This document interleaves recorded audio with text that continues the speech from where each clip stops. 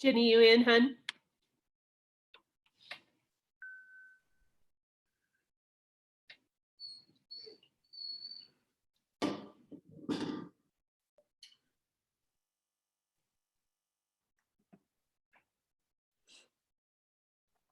Because I, again, was not happy with how we showed.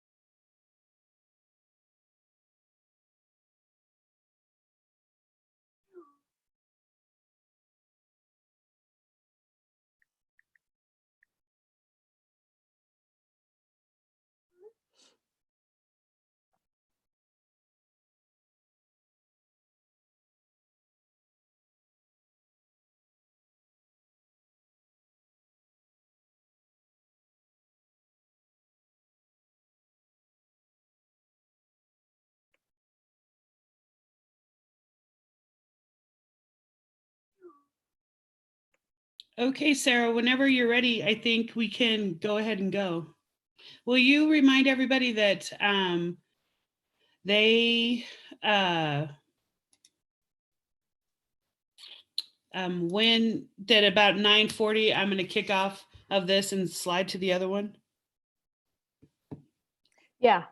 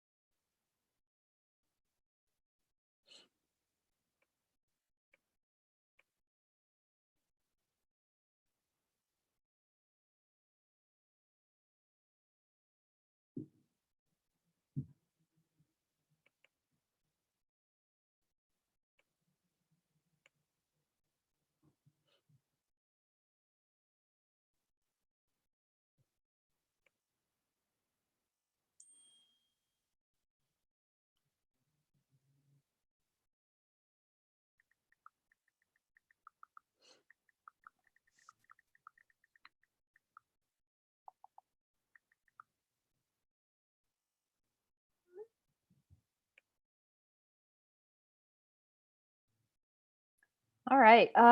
My name is Sarah Willis, and I'm going to be doing the presentation on Google Classroom, the basics. A few things before we get started. When you are entering in, the mics will be turned off just so that we don't have a lot of background and feedback going on. It just creates some noise. So that's kind of a good practice of when you're doing a Zoom or a Google Meet, teach your students to mute their mic when they're not presenting or speaking to the group. The other thing, this is going to be recorded. So at about 9:40, the recording will shut off, but it is going to be recorded. That way, other people who didn't have a chance to access the presentation are still able to watch it and go through the slideshow as well. We do have a few moderators that are going to be checking the... I cannot hear Sarah Willis. Now, is your audio working okay?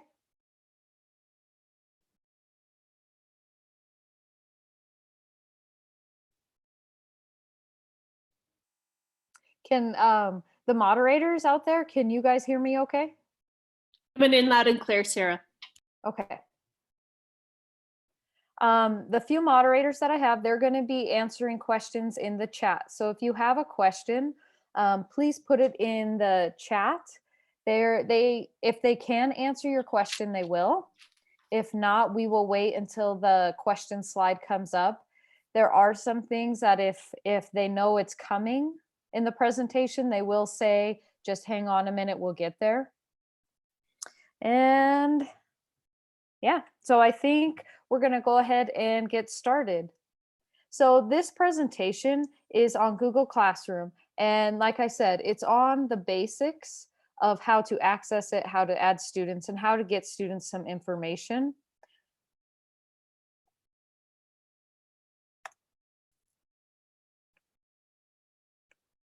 So the first thing you need to be able to do is you need to be able to get onto Google Classroom. So I would say that the easiest way to do that is if you are in your email. Now, as you can see, I'm already logged into Chrome, so that's why my picture is up here. But in your email, you should see this 9-button menu. And when you click on that, it's going to bring up all of the products offered by Google. And what you want to find is your Google Classroom. And that's what you're going to click to go into your Google Classroom. You also, you can always search Google Classroom and find it that way, but I think this is the easiest way to get in there. Once you are in there, if you already have classes set up, or if you're a participant in another class, they're going to show up down here. So if you look at the bottom of the screen, these are the classes, some of them, and I just took a screenshot of the classes I'm currently a teacher or owner of, or a class that I'm a participant in. If you don't have any classes like that, your screen's going to be blank. So there's two options from here. If you click on the plus sign, you can either join a class as a participant, or you should be able to create a class. So when you create a class, it's going to automatically bring up some information that's required about this course.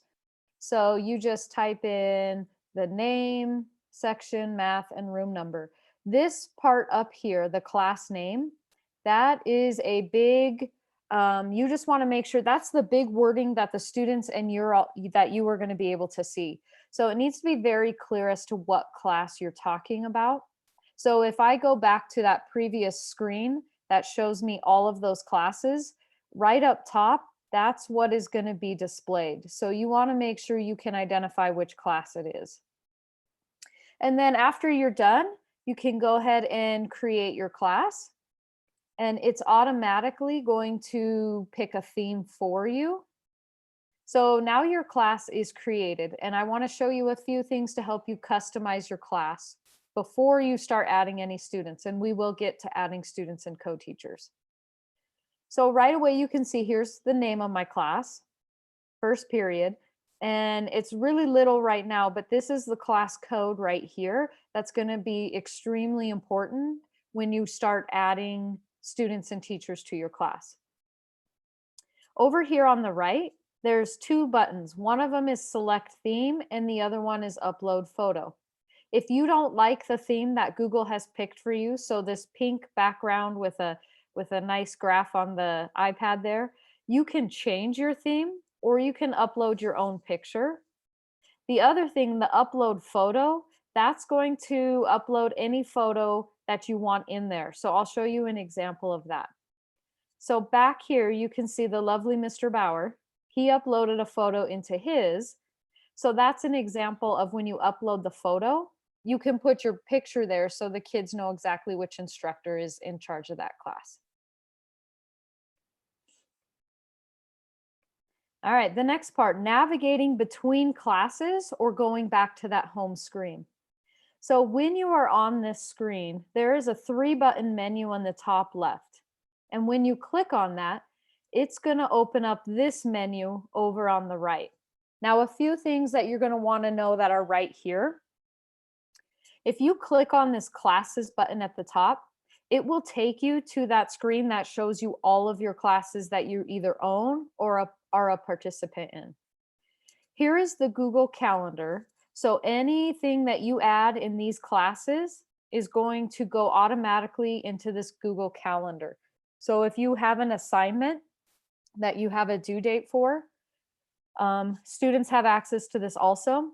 It's going to automatically go to this calendar. And here's where you can access this by clicking these right or on the left, these 3 buttons. So like I said, the classes button will take you to the main screen with all of your classes. Or if you just simply want to go from one class to another, on this screen, you can click on that class and go directly there. You don't have to go to the main screen every time you switch classes. All right, so like I said, there's going to be questions, stopping points, and the moderators are going to filter those questions to me. So if you have any questions on how to get to Google Classroom, how to create or join a class, or how to navigate from all classes to a single class, I'm going to have the moderators go ahead and ask them at this point.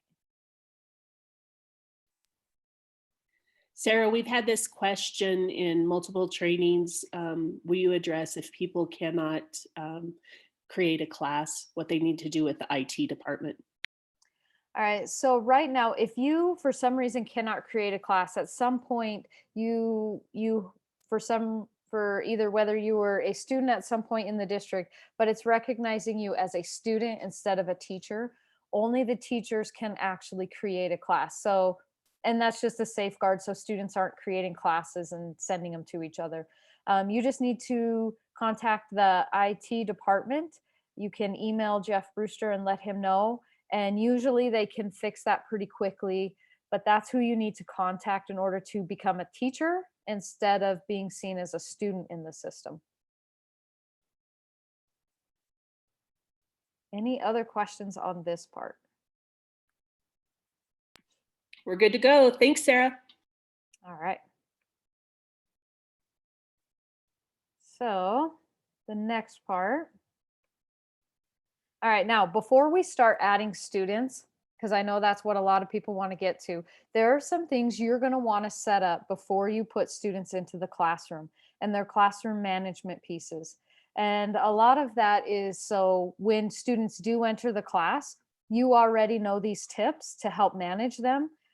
So when you come into Google Classroom, you have these 4 tabs at the top: Stream, Classwork, People, Grades. And those are always going to be at the top. On an iPad, I believe they're at the bottom, but they're still there. So if you want to edit information about your class, so your class name, your room number, or anything like that, or if you want to edit student permissions, which is the main piece we're going to be discussing, or edit grading calcs, you're going to go to the Stream tab and click on this settings gear at the top right. Now, for right now, I wouldn't worry about editing grading calculations right now. That's kind of more when you get used to the system and you want to start playing around with that. So I would leave that alone for right now. But we're going to talk about the student permissions. So when you get into this gear, I scrolled down, but at the top is just that basic information you can edit. This part, the general area, is extremely important, managing what students can and can't do in regards to commenting and posting.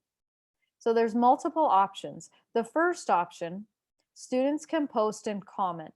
That means whether you are in Google Classroom or not, students can get on and post and comment on anything that's posted in there.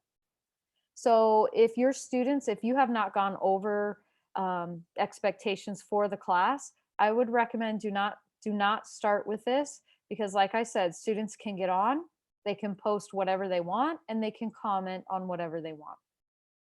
The second option is students can only comment. So if you make an announcement, they can comment to you. Like if you said, what did you do this weekend? They can comment on there. But like I said, until you've been able to go over the expectations of that, I would be very cautious if you're just putting students in for the first time. Because also, like I said before, you might not be in the Google Classroom at the time, but students can get in and comment to each other. The last one, if you're brand new to Google Classroom, this is where I would start. Only teachers can post or comment. So any teachers that are associated with the account can create a post and they can comment on it.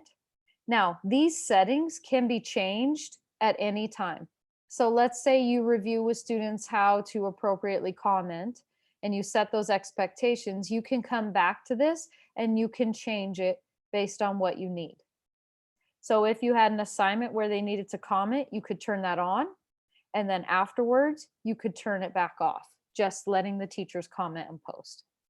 Now, this still lets them finish their assignments in the classwork section. That was a question that I was asked yesterday. It just limits them from posting or commenting. Oh yeah, and I almost forgot. After you change this, make sure you click save at the top right before leaving the page, or it will not save those settings.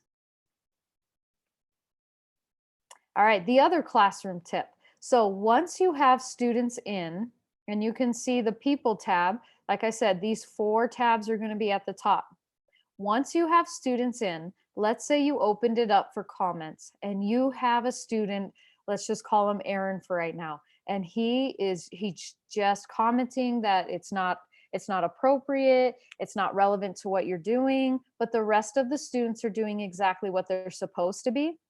In the people tab, you can go down to that student and you can actually mute the student, the individual student.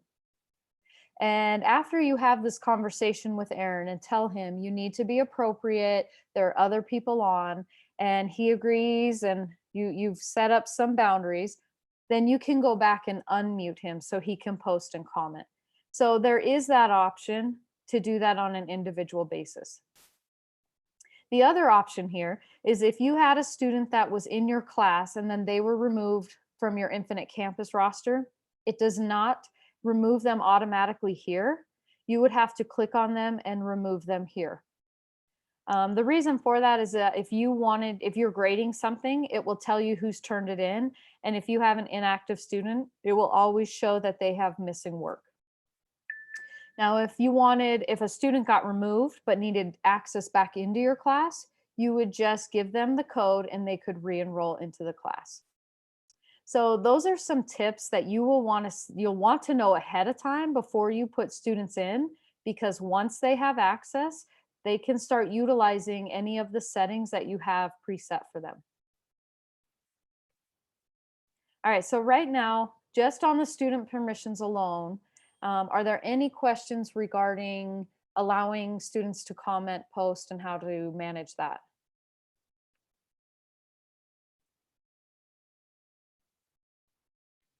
We haven't had any questions come in, Sarah. Thank you. Okay.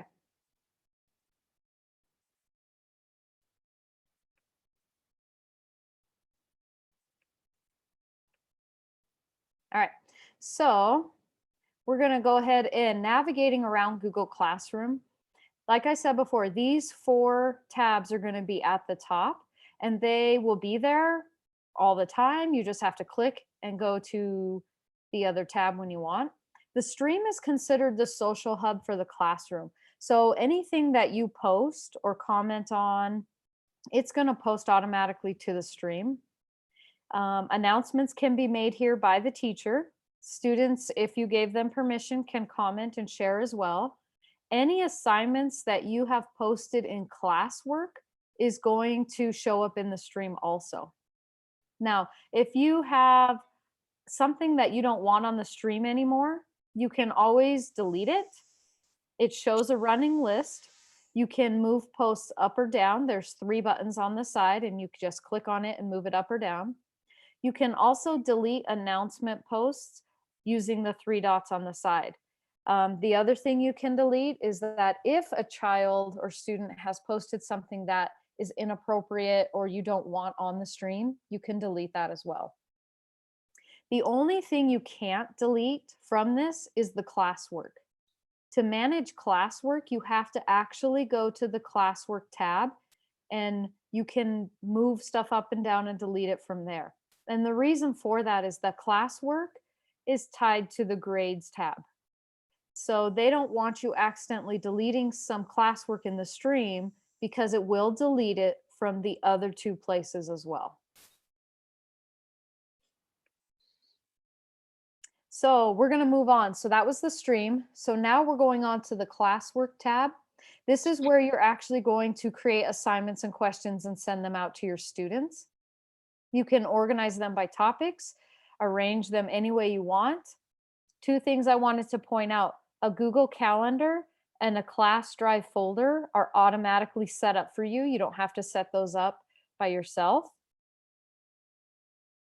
Down here, you click on create, and this is going to bring up some options for you to create your assignment. And we're going to go look at one right now. So when you click on create from the classwork tab, you're going to have a few options.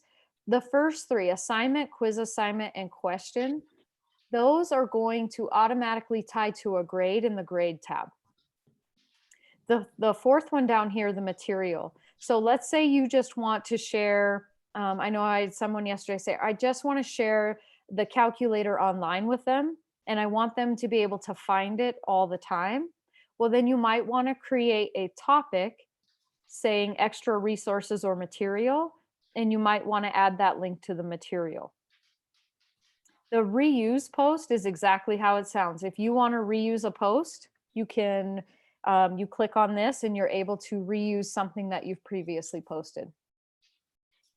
So the topic tab right here, if you wanted to organize your classwork by, let's say you had equations and expressions, ratios and proportions, but you also wanted a section, like I said before, extra resources.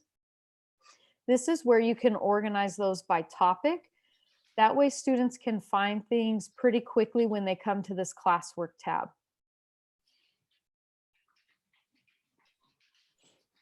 All right, so when we actually click an assignment, so what I did is on my end, I had created create assignment.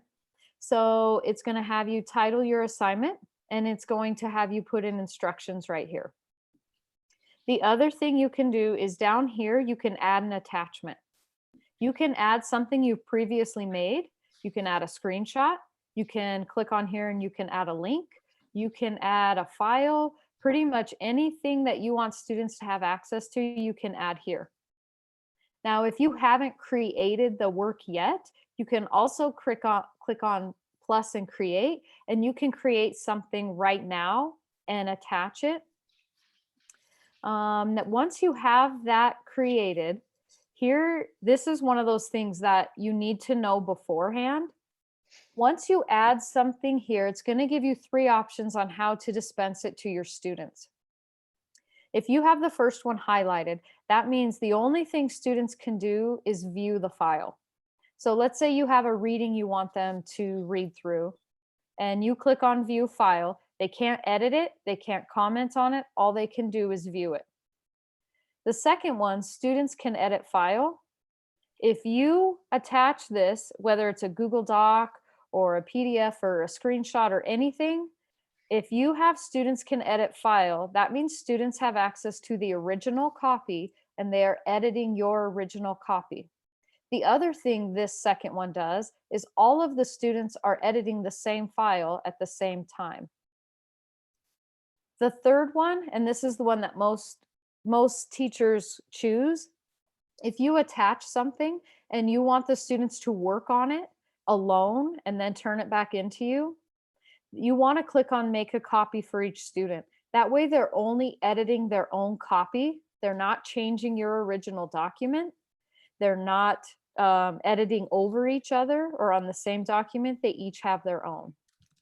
One of the things that was asked yesterday is once you make this and you create this assignment and you pick which one you want, you can't go back and make a copy. So when you're making assignments, make sure you pay attention to this before you click assign, because if not, you can't go back and switch this. So a few things over on the right, you can assign this to one class or you can assign it to multiple classes at the same time. This drop-down menu lets you, like if I have 5 class periods of math, I can assign the same assignment to all of my class periods at the same time. I don't have to go into each individual course.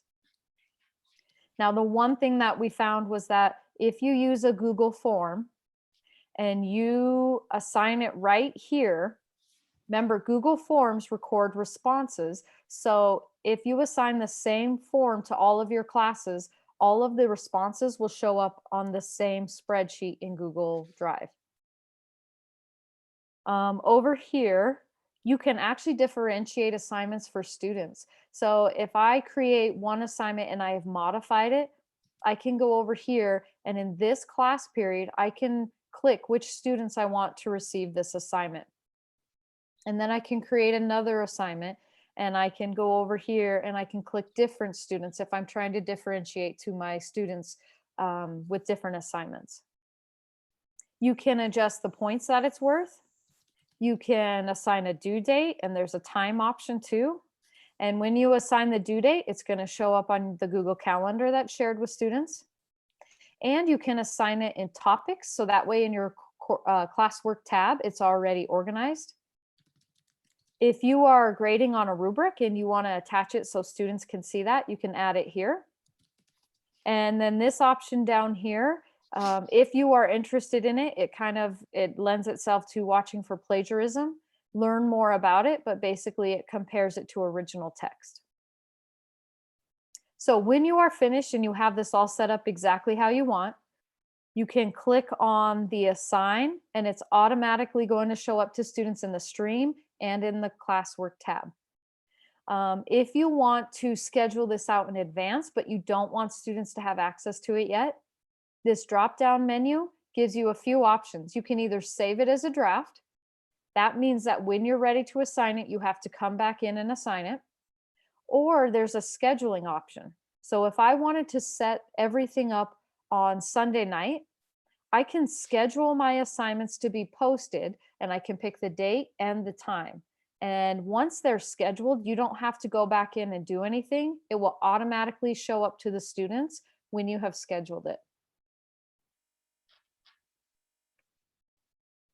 So like I said, after you assign that classwork, if we go back into the stream, that's going to show up right here at the top. So anything, the newest thing you assigned or posted, it's going to show up right here. And over on the right, these are the 3 buttons I talked about. You can move it up, you can move it down.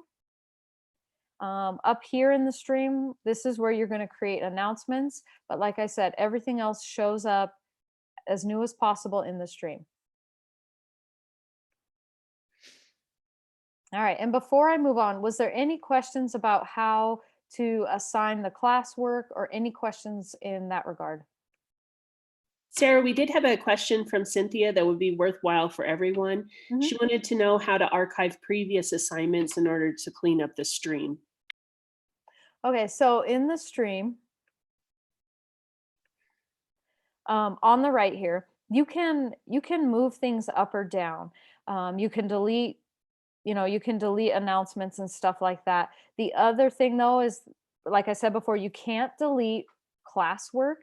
So when you want to organize the stream and move things up or down, that's fine. You can't delete classwork. You have to go back to classwork.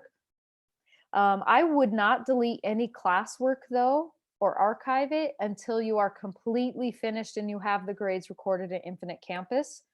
Because the reason for that is once you delete classwork like an assignment, it's going to delete it from your grades tab and it will be gone and you won't be able to access the grades for that anymore.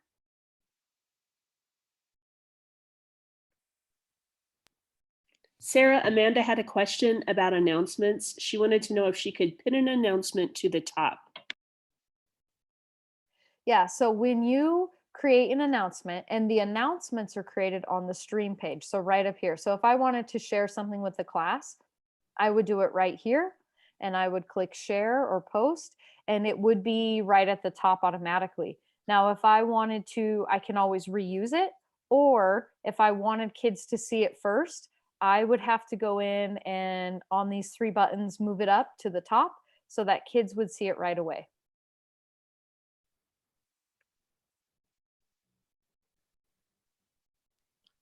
Sarah, could you go over just one more time, what kind of things might be put into the materials option?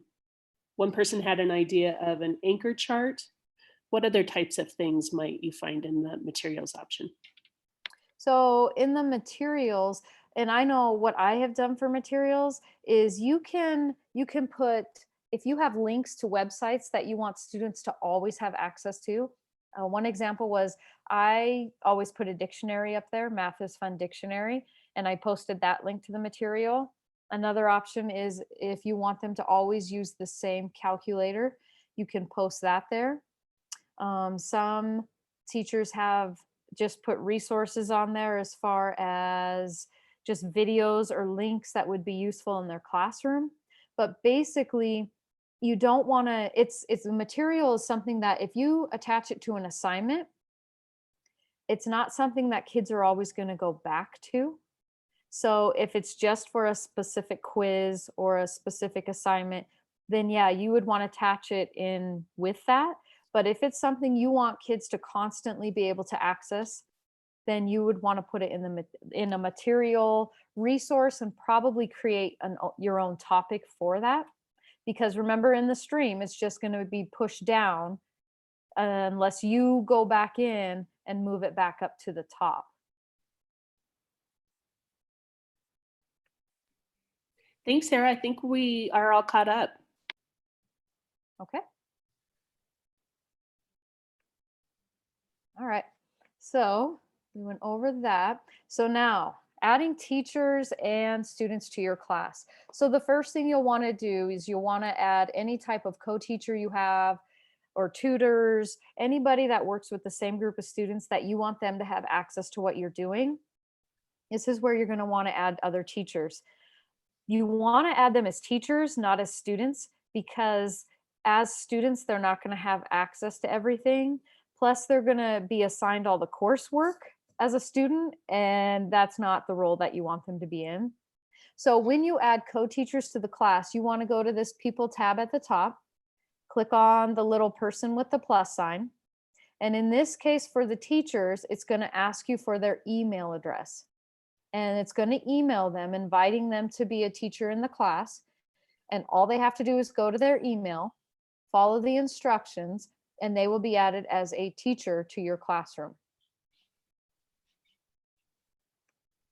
So the next big piece, and this is where students have access to your Google Classroom. The People tab is going to list all the teachers and students in your class. To add students, the code is on the stream page. So that stream tab on the top, right underneath the title, it has the class code right here. And if you can't see it because it's really little, you just click on the white square and it will make it bigger. Students are going to need this code to get into your Google Classroom. I would not recommend emailing the students. A lot of the primary grade students don't even have access to their email. And I just know from having kids in secondary education, they don't always access their email as well. So if you have a platform already set up with communication to parents, I would send this code out that way. I know my son, his school uses Blooms, so they would probably utilize Bloom and send this out to their students that way. If not, I know the campus email system, you can send it out that way. And basically, if you have multiple classes, you can have first period's code is this, second period's code is this, and give them access to the code that way. And once students have successfully entered your class as a student, if you go to the People tab, they're going to show up in the student section of your class. I know there was a question about inviting guardians. We do have to be careful because of the privacy laws. Parents cannot join your class as a student. They have access to information with the other students, and we don't want them to have that because they're not a student in our class. You can invite guardians, but the best thing I've found so that parents can actually see what's going on is just have the student log in and have them show the parent what's going on in their Google Classroom. That way the parents can see all of the assignments and everything from the student's perspective. This is also the place, when I showed you earlier, the actions that you can mute and unmute and remove students. You can see right here, I just have 2 students in my class. Denise is muted right now. And this is where I can go and I can unmute and I can remove and do all of the student permissions individually.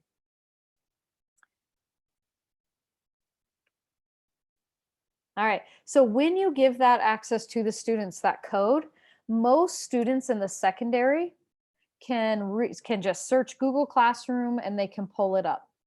Their login should be 2700 with their 5-digit ID number at myncsd.org. And like I said, these are not X's, they are their 5-digit ID number. If students and parents don't know this, The teachers can access it on Infinite Campus, but as a parent, I can access my child's ID number on Infinite Campus as well. Their password should be NCSD month, day of their birthday. And the month is the birth month. The DD is the day of birthday. So remember to include the leading zeros. So if my birthday is February 4th, then it would be NCSD 0204. So make sure they include the leading zeros if it's a single digit. Students then click on that plus sign. They use the code given to them by their instructor.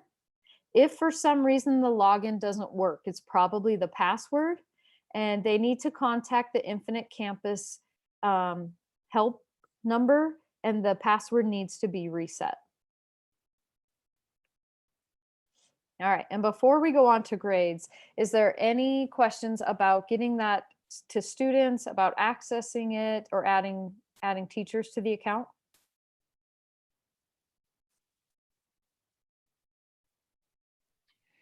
Sarah, there's a question from Dorothy about the password. Let me just read it for you. I have seen the NCSD at the front of the password in caps and in lower, which is correct. So what it was originally supposed to be was NCSD month, day. Now, as kids have gotten in and their passwords have been changed, yeah, that's why it's very important that they try to log in with this. Like, I know that if they've never logged in before, this should work. If for some reason their password got reset, I have seen NCSD 123, I've seen NCSD 1234, but I know for the majority, it should be NCSD month, day in lower caps. But like I said, if this does not work, you need to call or you need to email the Infinite Help Desk, and they need to reset the password. Because I know in past experiences, even when I've taught, for some reason, teachers or kids have gone in and changed their password and then they couldn't remember it. And then it had to be reset to something that wasn't previously used. Thanks, Sarah. This is related to the Clever login. It's from Rick, and Clever's new for all of us, but other people may be interested as well. So Rick asks, is the Clever login now something we need every time, or can we do business as usual with Zoom, Meet, and Classroom? I know in the Clever login, we were told when you access Zoom, please go through the Clever login to access the Zoom. The Google Classroom, you should be able to access just through, like I showed you before. You don't have to go through the Clever, because Google is one of our big programs that we use along with Infinite Campus. So I know with Zoom, you need to go through the Clever login, but to access Google Classroom, you can just go just like you normally would, click on that 9 button thing, get to Google Classroom, and it's already kind of safeguarded by the district, as far as I know, but I can double check on that. Thanks, Sarah.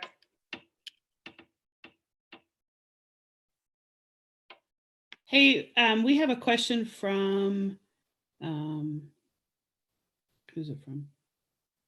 That's talking about, Tracy, what's that question we can't figure out? Sorry. Are you talking about the code for the parents? Yes. That was from Kayla, and I asked her to give more clarification.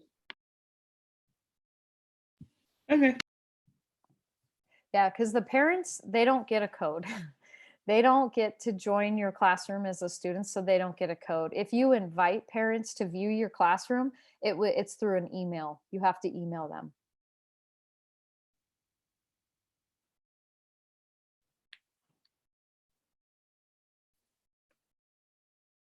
All right. I'm going to go ahead and explain the grades tab. So grades is another one of those tabs on the top.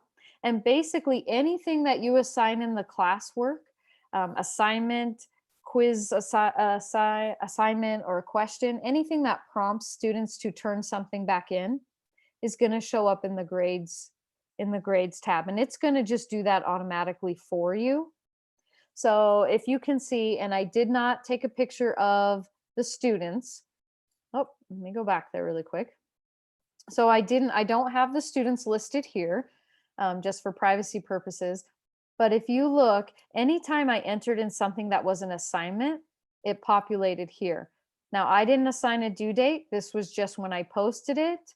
And then this tells you the number of points that was in it. Down here, when you have students in there, it's going to show up down here and it will tell you if they've turned it in, and then you can click on that and you can review their work. Or if you want to see all of the students' work at once, you can click on the assignment and it will bring you up, it will bring up that assignment and it will bring up all of your students on the left, and you can go through individual assignments that way as well. One thing I wanted to point out, because someone asked yesterday, if you assign something where the students don't have to send something back to you, the students might, maybe it's a text, read pages 1 through 5 of this document. So that's not necessarily prompting the students to send something back. So in that case, it's going to show that the students haven't done it if on their end they don't click the turned in button. So that's something you're just going to have to either talk to students about if you're worried about the turned in button.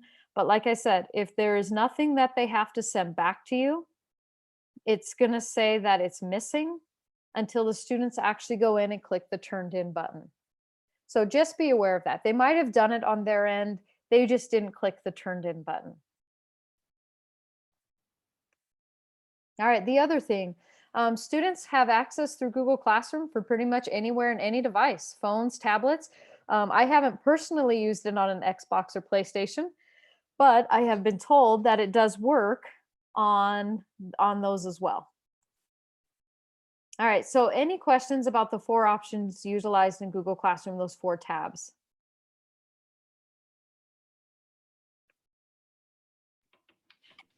None related to that, but this is a question that Michelle is asking, and it would be worthwhile for other people to know in certain situations. So she teaches ILS, so obviously the parents are going to have to be helping. So how does she go about doing that? It's also related to a question about if a parent accidentally signs in, and really we want the students to be signing in as opposed to the parents. So, sorry, so if a student signs in, as in they put in the code themselves, is that was the question? It signs themselves in? Yeah, so Kayla had the clarification statement. So we had a parent that signed in on behalf of the student, but the parent's information is now up. So we just really want the students to be signing in. So when Got we get the parents out, students sign in under their credentials. But my guess is we're going to have this not just for Kayla, but other people as well. So if you could just give some clarification on that. Yeah, so if a parent signs in, you just go to the People tab and you can remove them from your class because you don't want the parents necessarily signed into your course. And then I would just call them and make sure they're aware that, you know, they can't be signed in as a student. It's reserved for the students. But if that does happen, you just go to the People tab, you can remove them, and you can go about that way. Perfect. Thanks, Sarah. Sarah, there was one question off the YouTube stream about younger students and the younger students not knowing their 2700 number to log in. How do you best get that information to the students? So I have a first grader and he didn't know his. So what I did is when I log into my Infinite Campus as a parent, I can go in and I can find my son's student ID number. I think it's in their profile section or something like that. But that's a way that parents can find that. If not, teachers have access to this. So if a parent can't find that information, then teachers are going to have to provide that to the parents. Because with younger kids, no, it's not something that they have come to memorize yet. I think a lot of secondary students who use this system a lot, they already know it. And if you give the code out to a lot of those secondary students, they'll be able to pop right on, and a lot of them know exactly what to do.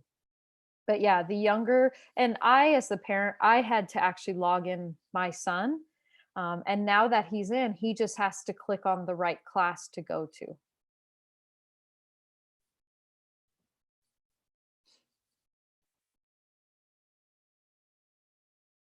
All right.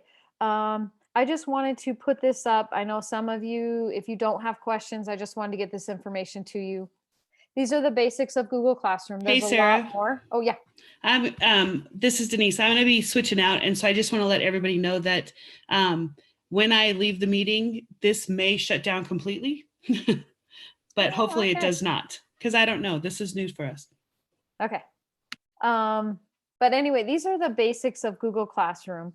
There's a lot more. I would recommend just getting on, playing around and experimenting with it. Even before you add students, just play around with it.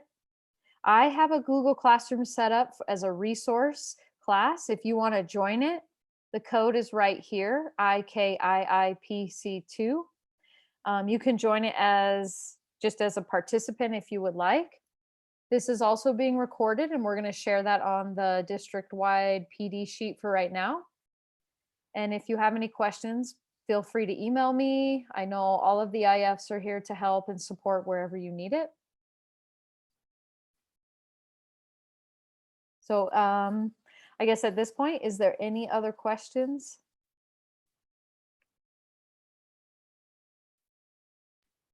No more new ones related to Google Classroom. We are having quite a few questions of Clever, so we will probably come up with a separate training for everyone with the Clever if they are interested. Okay.